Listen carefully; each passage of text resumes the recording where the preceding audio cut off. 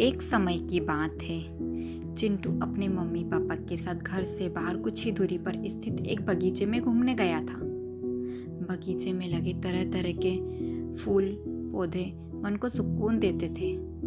जैसे वे फल फूल पौधे मन को मोहित करते थे, वैसे ही पक्षियों को भी अपनी ओर आकर्षित करते थे। बगीचे में हर तरह के रंगीन तितलियां भी वहां उड़ती हुई नजर आती थी। चिंटू बगीचे में खेलने में मग्न था। तभी उसकी नज़र एक खूबसूरत तितली पर गई जो एक पौधे के इर्द गिर्द उड़ रही थी। उस पौधे की एक टहनी से लटका हुआ था तितली का कोकून, मतलब तितली का अंडा, जिससे उसके बच्चे निकलते हैं। वह चिंटू को दिखाई दिया।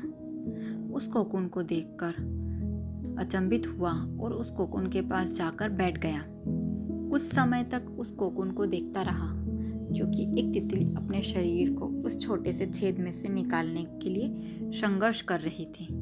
चिंटू बहुत ध्यान से देख रहा था, क्योंकि उसे तितली को देखकर मज़ा आ रहा था। वह तितली बहुत ही संघर्ष कर रही थी, पर वह कोकून से बाहर नहीं निकल पा रही थी।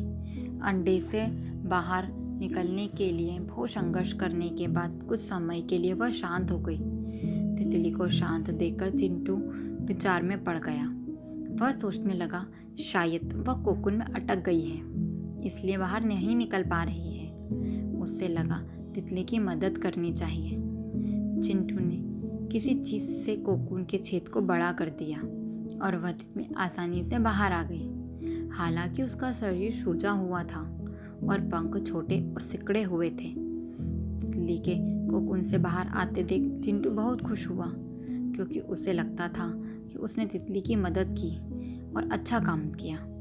तितली अंडे से बाहर तो आ गई, पर वह उड़ नहीं पा रही थी।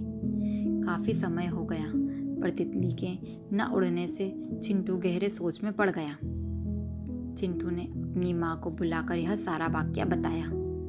तब माँ ने चिंटू को समझाया, बेटा, तुमने इस तितली के साथ बहुत ही गलत किया है। वह अब कभी नहीं उड़ पाएगी, ऐसे ही रेंगते हुए अपना जीवन व्यतीत करेगी। यह बात सुनकर चिंटू ने अपनी माँ से पूछा, पर क्यों? तब चिंटू की माँ ने उसे समझाते हुए बताया, तितली का कोकून से बाहर निकलने का यह तरीका प्राकृतिक है।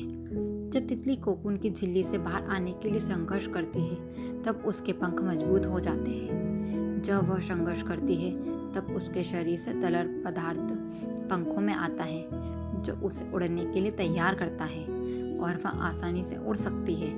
लेकिन अगर वह कोकून से बाहर आने के लिए संघर्ष नहीं करेगी, तो उड़ेगी कैसे? माँ की ये बात सुनकर चिंटू को बहुत दुख हुआ, लेकिन चिंटू अब यह जान चुका था कि जीवन में संघर्ष करना बहुत ही ज़रूरी है, नहीं तो आदमी कमज़ोर हो जाता है और जीवन में आगे नहीं बढ़ पाता। इस कहानी से हमें यह सीख मिलती है कि जीवन में संघर्ष ही हमारी ताकत को विकसित करते हैं। संघर्षों के बिना हम कभी विकसित नहीं हो सकते, ना ही मजबूत बन पाते हैं। जब हम संघर्ष करते हैं, तब सामर्थ्य का पता चलता है। संघर्ष करने से हमें आगे बढ़ने का हौसला मिलता है और वह आत्मविश्वास आता है, जिससे हम अपनी मंजिल को हासिल कर सकें। संघर्ष हमें जीवन का अनुभव कराता है, सतत सक्रिय बनाकर हमें जीना सिखाता है। धन्यवाद। इसी तरह की रोचक कहानियाँ सुनने के लिए हमारे चैनल को लाइक, शेयर एंड सब्सक्राइब करें।